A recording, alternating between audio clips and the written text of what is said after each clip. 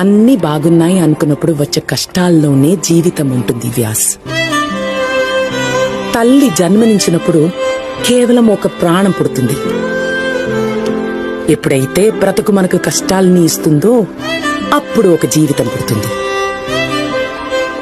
ఆ కష్టాల్ని ఎదుర్కొని నిల్చున్నప్పుడు అప్పుడు ఒక కథ పుడుతుంది. నీకు కావలసిన కథ నీ జీవితంలోనే ఉంది. వెతుకు, నీకే దొరుకుతుంది.